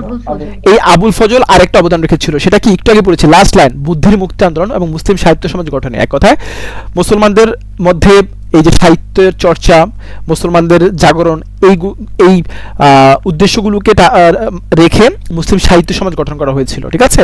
এবং এই মুসলিম সাহিত্য সমাজ গঠন এবং বুদ্ধির মুক্তি আন্দোলন এই বিষয়গুলোতে অবদান রেখেছিলেন কে? ভূমিকা রেখেছিলেন কে? আবুল ফজল, ঠিক আছে? তারই একটা আত্মজীবনীমূলক বা স্মৃতিকথা বা স্মৃতিচিত্র কি? এই রেখাচিত্র। রচয়িতাকে? আবুল ফজল। এই কোশ্চেনটাই এই গত সেশনে, মানে 25-26 সেশনে কি এসেছিল? কোথায় এসেছিল? কোন ফ্যাকাল্টিতে? FA-SSA। কোথায় এসেছিল? FA-SSA। মানে এটা একটু ইনডেপথ কোশ্চেন, সবই তো আর একদমই বোল্ড কোশ্চেন হয় না, তাই না? কিছু বিষয় একটু হবেই কঠিন, তাই না বলো? তাই তো? আচ্ছা, তার মানে রেখাচিত্র আর রচয়িতাকে? রেখাচিত্র রচিত হচ্ছে আবুল ফজল। ওকে, নীলকরদের অত্যাচার। দেখো ব্রিটিশরা যখন এই বাংলা শাসন করে তখন নীল চাষ, মানে যখন হচ্ছে শিল্প বিপ্লব হয়, এই শিল্প প্রতিষ্ঠানগুলোতে নীলের অনেক বেশি প্রয়োজন বোধ হয়, তখন বাংলার কৃষকদেরকে ব্রিটিশরা তোমার চাপ দেয় নীল চাষ করার জন্য, ঠিক আছে? তো এই নীলকর যারা অত্যাচার করতো নীল চাষের জন্য বা নীলকর অত্যাচারী যারা ছিলেন তাদেরকে দমন করেছিলেন সাহিত্য সম্রাট কি বলতো বঙ্কিমচন্দ্র চট্টোপাধ্যায়। তিনি খুলনাতে তিনি একজন ম্যাজিস্ট্রেট ছিলেন, খুলনা জেলাতে যখন ম্যাজিস্ট্রেট ছিলেন তখন তিনি কি করেছিলেন এই নীলকরদের অত্যাচার দমন করেছিলেন। বিউপিতে এই কোশ্চেনটা এসেছিল আর 2 বছর আগে যে কোন জেলায় নিয়োজিত থাকাকালীন বঙ্কিমচন্দ্র চট্টোপাধ্যায় নীলকরদের অত্যাচার দমন করেছিলেন, কোন জেলা? খুলনা জেলা। খুলনা জেলা। ওকে, তারপর দেখো যতীন্দ্রনাথ সেনগুপ্ত, তিনি অনেকগুলো বিখ্যাত অনুবাদ করেছেন যেগুলো পুরো ওয়ার্ল্ডের খুবই প্রমিনেন্ট লিটারেচার। দেখো একটা হচ্ছে মেঘবাত, হ্যামলেট, ওথেলো, এগুলো বাংলা অনুবাদ কে করেছেন? এগুলো বাংলা অনুবাদ করেছেন যতীন্দ্রনাথ সেনগুপ্ত। জুলিয়াস সিজার একটা বিখ্যাত কি লিটারেচার, কিন্তু এটা অনুবাদক কিন্তু তিনি না। ওকে, আচ্ছা, তারপর দেখো জাল স্বপ্ন স্বপ্নের জাল, এটা একটা বিখ্যাত একটা ছোট গল্প। আর রচয়িতাকে আখতারুজ্জামান ইলিয়াস। কে? আখতারুজ্জামান ইলিয়াস। এটা 1997 সালে তিনি প্রকাশ করেন বা রচনা করেন। ওকে, সাজের মায়া, এটা একটা বিখ্যাত কাব্যগ্রন্থ। কার? বাংলা সাহিত্যে একজন বিখ্যাত নারী কবি, নাম কি? বেগম সুফিয়া কামাল। তিনি নারী জাগরণে অনেক বেশি অবদান রেখেছিলেন। বেগম পত্রিকাও তার অবদান রয়েছে। বেগম পত্রিকা পরবর্তীতে আমরা পাবো, এটা বেগম পত্রিকা, মাথায় রাখো, ঠিক আছে? তো এই সুফিয়া কামালের প্রথম কাব্যগ্রন্থের নাম কি? প্রথম কাব্যগ্রন্থের নামই হচ্ছে সাজের মায়া। এই সাজের মায়া কাব্যগ্রন্থের রচয়িতা কে? বিশিষ্ট কবি সাহিত্যিক বেগম সুফিয়া কামাল। 1938 সালে এটি প্রকাশিত হয়। এটি তার প্রথম কাব্যগ্রন্থ। এই কোশ্চেনটাই গত সেশনে মানে 2025-26 সেশনে মানে গত সেশনে বিউপির FASS এই কোশ্চেনটা এসেছিল যে সাজের মায়া, এই সাজের মায়া কাব্যগ্রন্থের রচয়িতা কে বা কবি কে? কে বলতো? কে? বেগম সুফিয়া কামাল। আমরা স্লাইডটাকে আমরা সাম আপ করি দুইটা তথ্যের মাধ্যমে, ঠিক আছে? যে দুইটা তথ্য বিউপিতে এসেছিল। রেখাচিত্র, এটি কোন ধরনের সাহিত্য বলো? আত্মজীবনী বা স্মৃতিকথা। লাস্ট কোশ্চেন, সাজের মায়া এর রচয়িতাকে বলো তো? বেগম সুফিয়া কামাল। ওকে, তো এই হচ্ছে মোটামুটি আমাদের আধুনিক যুগ নিয়ে একটা ওভারঅল ডিসকাশন, মানে ব্রিফিং করেছি আমরা। জাস্ট তোমাদের যে বইটা দেওয়া হবে সেখানে আরো ইন ডিটেইলস অনেক তথ্য থাকবে। সো বই, স্লাইড, ক্লাস ডিসকাশন সবগুলোকে সমন্বয় করে পড়তে হবে। এখন আমরা পুরো ক্লাসকে সাম আপ করবো। মানে এতক্ষণ সোফার আমরা প্রাচীন যুগ পড়েছি, আধুনিক পড়েছি, মধ্য পড়েছি, তার পূর্বে আমরা কি পড়েছি? বাংলা ভাষা ইতিহাস পড়েছি, তাই না? এখন এই সবগুলোকে আমরা সাম আপ করবো কয়েকটা কোশ্চেনের মাধ্যমে। ট্রাই করবা যেন এই 10টা কোশ্চেনের মধ্যে সবাই 10টাই পারো, মানে 10 আউট অফ 10 পাইতে হবে সবার।